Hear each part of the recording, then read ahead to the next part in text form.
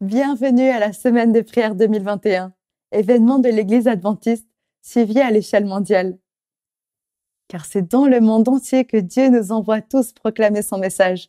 Êtes-vous prêts? Alors c'est parti, écoutons et prions avec John Graz.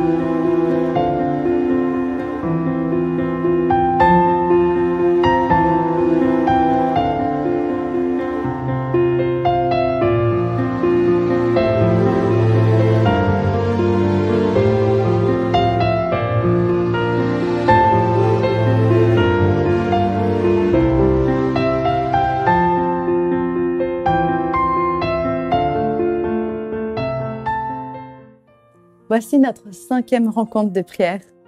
Merci de votre fidélité et des messages d'encouragement reçus via notre chaîne YouTube et nos réseaux sociaux.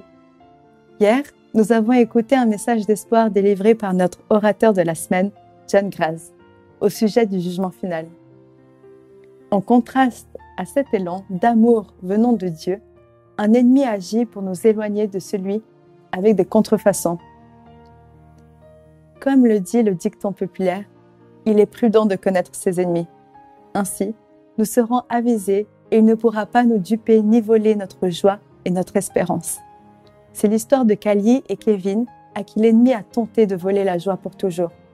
Aujourd'hui, ils témoignent, émus mais victorieux en Jésus.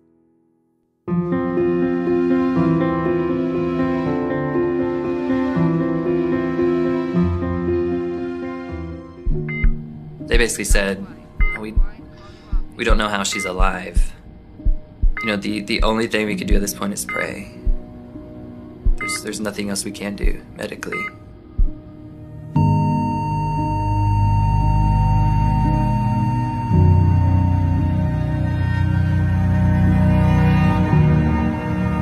The doctors are like, we think she has this thing called sepsis, a very severe infection that goes through the whole body and starts shutting her organs down. She was on all sorts of machines. Her fingers and toes started to turn purple. She'd go from soft, to hard. I felt helpless.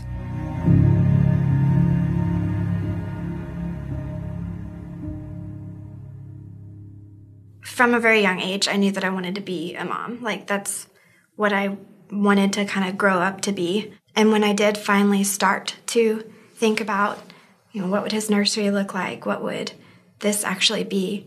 Is when we started having difficulties. I remember I was at work when I started bleeding the first time.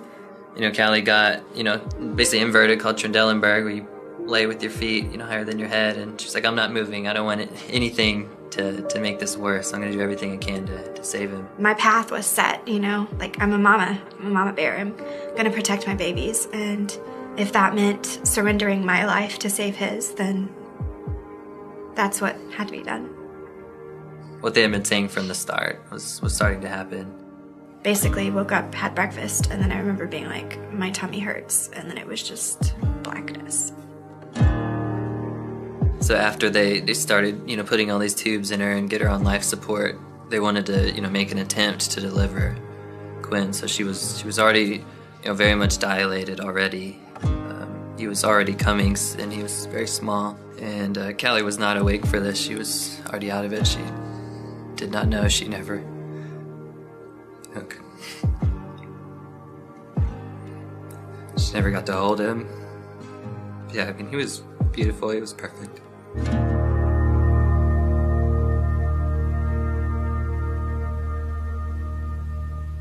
So the dynamic of when I visited the ICU room typically was just Kevin and I sitting there, if we were able to be in the room together, talking, praying with Callie, really as an encouragement to Kevin. As you can imagine, it was very easy for him to slip into a dark place. I knew in my head, I guess, that like God is good. I just did not understand why this was happening. We were standing in my kitchen and he said, do you think that God did this? And we talked a lot about, I don't think God did this, but he will use this. There would be some moments that were really, really encouraging, even from a surgery or from an organ that was gone and shut down, restarting. And then there were other moments that were very, very hard. And so there was a heaviness sometimes. There was a sadness in that hospital room over the weeks and months that Callie was in the hospital. And, we all just showed up and stepped in and said, okay, what do you need us to do? People would always ask, what do you need? What do you need? I just want, just want Callie to get better. Then I woke up. I couldn't move. I tried to move, but I couldn't. My muscles had already atrophied. And I was just remember being petrified, having all these questions, but not being able to vocalize them. She couldn't talk at this point, so it was very difficult. She had a tube in her throat. I'm like, why can't I talk? I'm in pain. Where's Quinn? What's happening? Sometimes it was, who are you? She didn't know who I was. She didn't know we were married. It was just very weird for me. It was almost like a dream, more like a nightmare. I was just like, why am I here? Why am I here? Why am I in this bed? Get me out. Let me go. Kevin would be like, you don't have feet.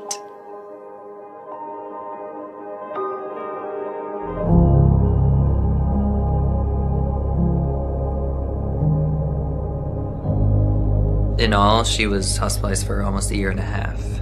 Most of the time in the ICU. And it was just a long time. For us, at least, complete healing looks like me with prosthetics and our family growing. We've talked about adoption. If that'll be, a possibility in the future, we hope so. We've got one here on earth. We've got one in heaven. And hopefully we'll have several more here on earth eventually.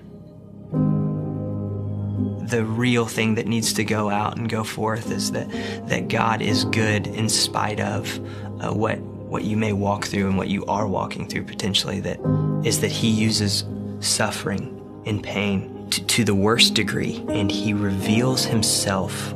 That he has not abandoned us, he's not forsaken us when everything gets stripped away.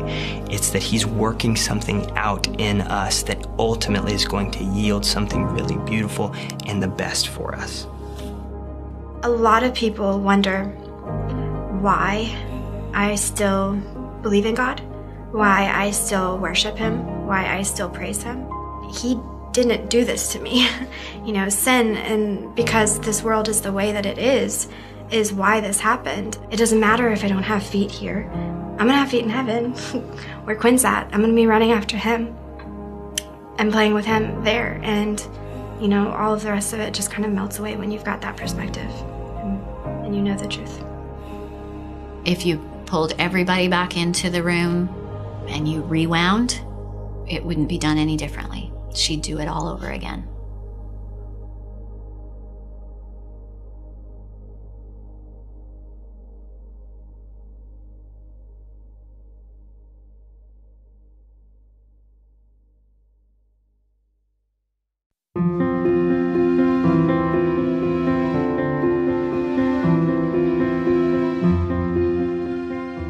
L'Apocalypse nous révèle que les actions des puissances du mal imitent celles de la puissance de Dieu. En voici un exemple. Dieu a 3 anges qui proclament l'Évangile au monde. Apocalypse chapitre 14.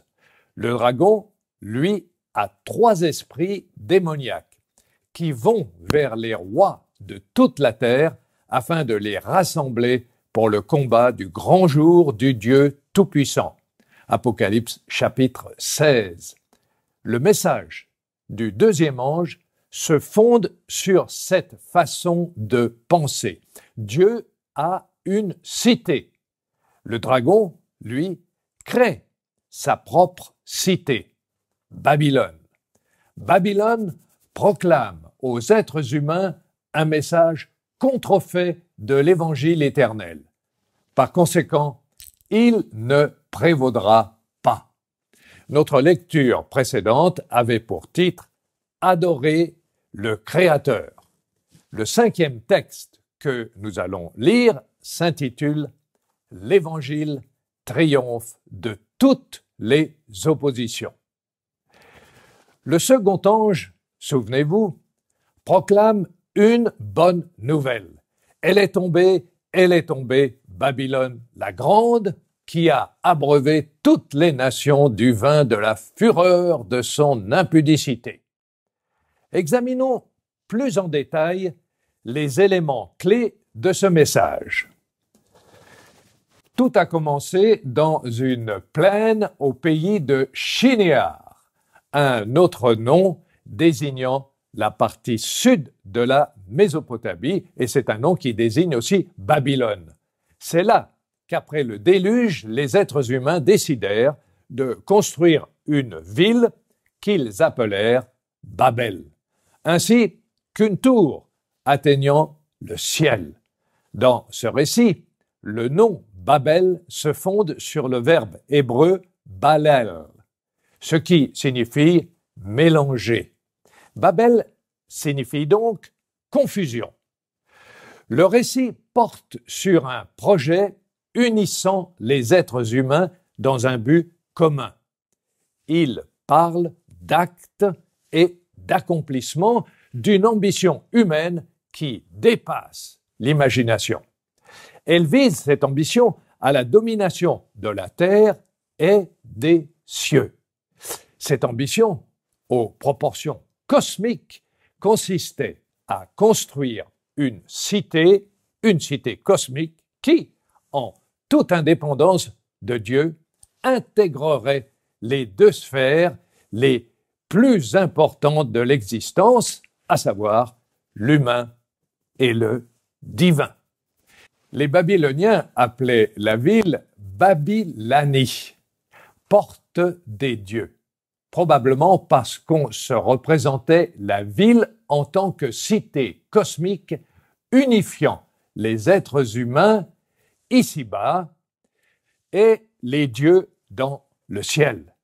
Le récit biblique raconte donc un acte de rébellion contre le projet de Dieu. La construction et l'objectif visé prirent fin lorsque Dieu, qu'on n'avait pas invité, intervint en modifiant le rôle unificateur du langage humain. Ésaïe, le prophète, décrit de façon éloquente l'orgueil et l'autosuffisance de Babylone lorsque le Seigneur annonce son jugement contre elle. Elle qui est représentée par son roi. C'est dans l'écrit du prophète Ésaïe au chapitre 14, verset 3. Alors je cite, « Tu disais en ton cœur, je monterai au ciel, j'élèverai mon trône au-dessus des étoiles de Dieu, je m'assiérai sur la montagne de l'assemblée, je serai semblable au Très-Haut. » Et au verset 13 et 14, « D'une manière ou d'une autre, la même ambition a aussi trouvé une place dans le cœur humain. Bien que la Babylone historique soit tombée, les ambitions de l'ennemi de Dieu sont toujours vivantes et il tentera de les satisfaire au temps de la fin. Dans l'Apocalypse, Babylone est, premièrement, une trinité impure.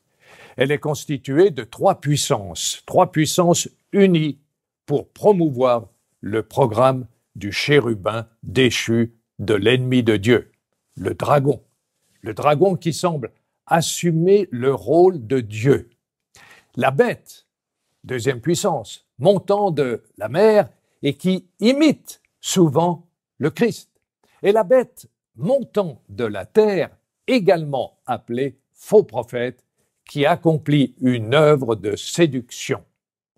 Dans l'interprétation historiciste des prophéties apocalyptiques, la bête montant de la mer représente l'Église chrétienne du Moyen Âge. La bête montant de la terre représente le christianisme protestant américain et le dragon représente le spiritisme, lequel se fonde sur l'idée païenne de l'immortalité de l'âme et par lequel Satan accomplira des miracles trompeurs. Deuxièmement, au temps de la fin, Babylone constitue l'expression la plus forte du christianisme infidèle aux dimensions mondiales. C'est une partie de l'Église de Laodicée qui n'a pas tenu compte de l'appel du Christ à lui ouvrir la porte et à revenir à lui. Puisqu'elle est riche, l'Église de Laodicée, et qu'elle possède de belles robes, elle n'a pas besoin de la richesse et de la robe que le Christ offre à tous. La richesse de l'Évangile.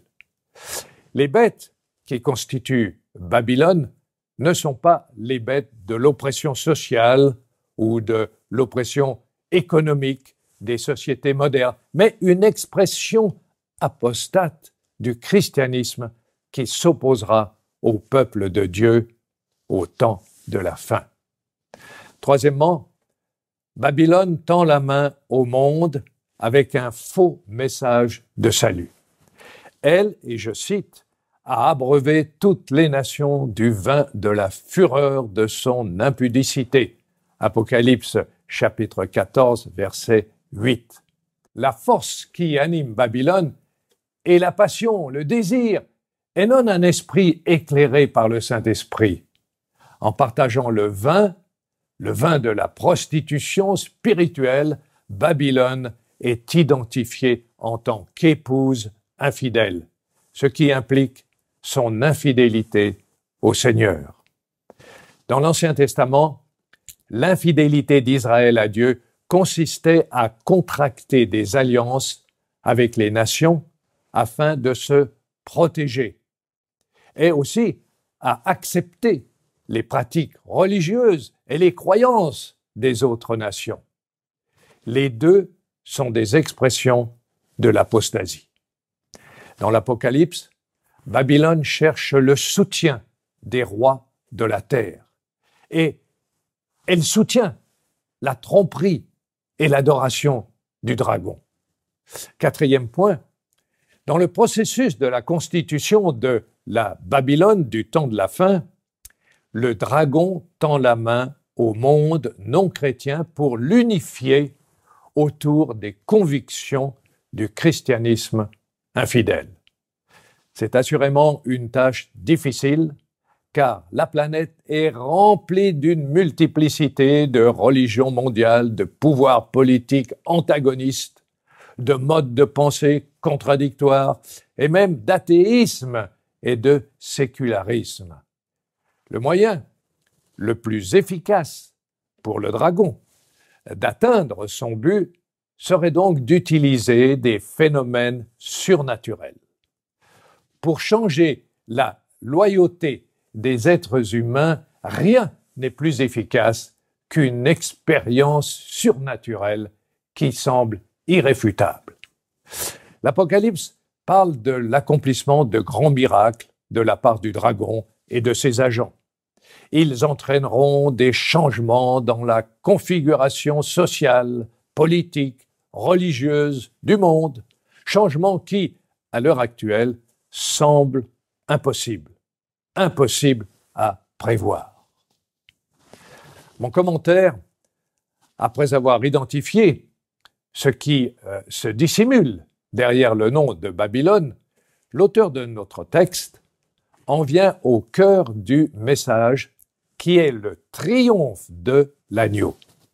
Et le livre de l'Apocalypse ne s'en tient pas à la description des catastrophes et des malheurs. Cacher la situation du monde serait une hypocrisie et c'est pourquoi le livre de l'Apocalypse en parle. Mais le message est un message d'espoir qui débouche sur la victoire et le triomphe. Et je poursuis maintenant la lecture. Qu'est-ce que Babylone offre spécifiquement au monde?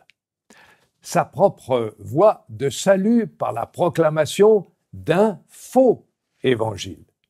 Dieu offre l'évangile du salut au monde par l'agneau, mais Babylone, elle, offre du vin. Le vin est souvent un symbole de bénédiction salvatrice de Dieu pour son peuple. Babylone offre à ses disciples le vin de ses propres bénédictions salvatrices, c'est-à-dire son immoralité spirituelle. Dans l'Ancien Testament, le vin est appelé le sang du raisin. Un excellent symbole pour le sang et la vie du Sauveur. Et au cours de la Sainte Seine, Jésus a offert à ses disciples le vin qui représentait sa vie donnée pour le pardon des péchés. Et la bonne nouvelle de l'Évangile, c'est ça. La bonne nouvelle de l'Évangile, c'est que nous sommes tous sauvés. Et dans l'Évangile de Jean, Jésus offre son sang comme la seule source de vie pour les pécheurs.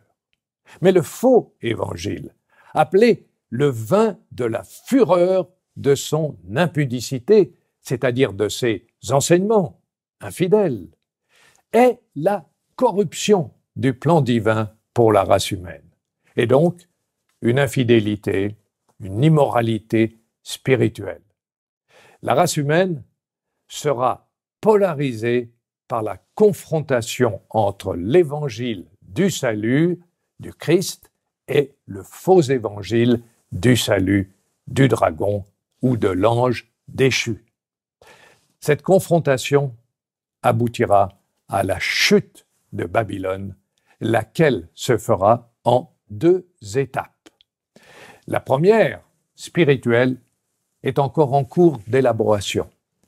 Elle se produira lorsque l'apostasie, qui a commencé tôt dans l'histoire de l'Église, atteindra son point culminant dans la réunification du christianisme infidèle. Babylone n'atteindra pas ce sommet que lorsqu'un tel événement se produira. La seconde étape s'enclenchera lors du retour de Jésus et aboutira à la défaite finale de Babylone. Jean dit qu'à ce moment-là, la grande ville, c'est-à-dire Babylone, sera divisée en 3 parties. Et vous trouvez cela dans le livre de l'Apocalypse au chapitre 16, verset 19. La Trinité impie est incapable de rester unie devant l'agneau.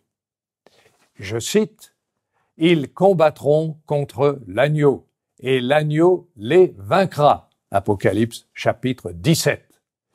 Les méchants chercheront à se cacher loin de la présence de l'agneau. Apocalypse chapitre 6. Ce n'est pas l'attaque du lion qui les vaincra, mais la figure est l'œuvre sacrificielle de l'agneau qui a été immolé pour nos péchés. L'agneau incarne l'Évangile et sort triomphant du conflit. Pour conclure cette lecture sur le triomphe final du Christ, l'auteur écrit « Ici-bas, la présence de Babylone n'a pas encore atteint toute son ampleur. Comme nous l'avons déjà indiqué, le processus d'apostasie a commencé tôt dans l'Église chrétienne et atteindra son point culminant peu avant le retour de Jésus. Il est important pour nous d'observer ce qui se passe dans les relations interreligieuses et en particulier la croissance des nouveaux mouvements religieux ainsi que l'influence de Rome dans certaines parties du monde, même parmi les religions non chrétiennes. Le monde change rapidement. Nous devons nous attendre à d'autres changements significatifs, en particulier de nature religieuse. Entre-temps, il est de notre devoir de proclamer l'Évangile de Jésus-Christ comme seul moyen de salut et d'alerter le monde sur ce qui nous attend. Et là, je voudrais citer Ellen White qui écrivait « Nous pourrions parler moins sur certains points au sujet du pouvoir catholique romain et de la papauté. Mais nous devrions attirer l'attention des gens sur ce que les prophètes et les apôtres ont écrit sous l'inspiration de l'Esprit de Dieu. » Pour poursuivre notre réflexion, je vous propose les 3 questions suivantes. Premièrement, comment pouvons-nous éviter une mentalité babylonienne dans nos propres vies? Deuxièmement, pourquoi le message de l'Apocalypse concernant la chute de Babylone est-il une bonne nouvelle pour ceux qui suivent l'agneau là où il les conduit? Et troisièmement, nous lisons constamment de fausses nouvelles. Le livre de l'Apocalypse fait référence à une fausse Trinité qui cherche à imiter la Trinité des Écritures. Comment nous préparer à ne pas être dupés par cette fausse Trinité?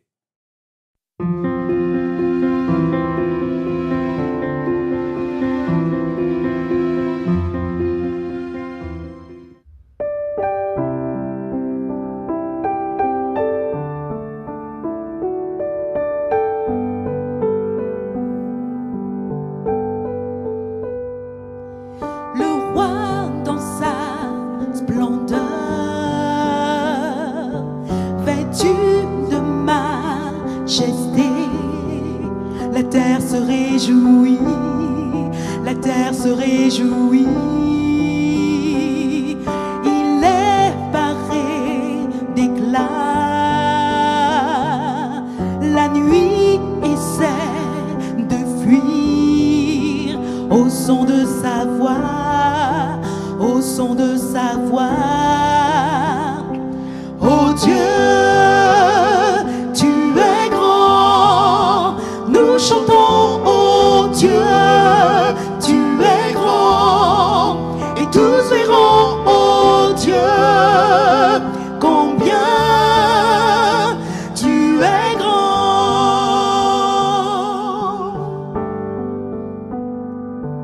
Car d'âge en âge il règne, les temps sont dans sa main, commencement et fin, commencement et fin, le Père, le Fils, l'Esprit,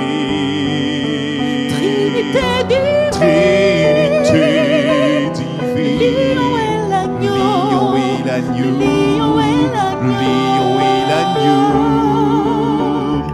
Oh Dieu, tu es grand, nous chantons, oh Dieu, tu es grand, et tous verront, oh Dieu, combien tu es grand.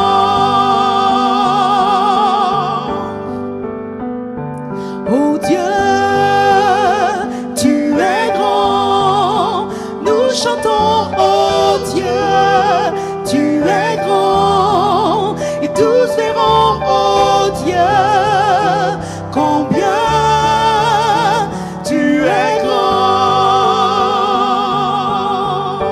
Le plus grand des noms, Le plus grand des noms, oh digne de louange,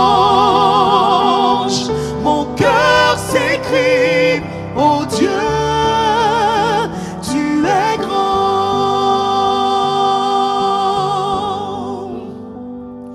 Oh Dieu, tu es grand, nous chantons, oh Dieu, tu es grand, et tous verront, oh Dieu, combien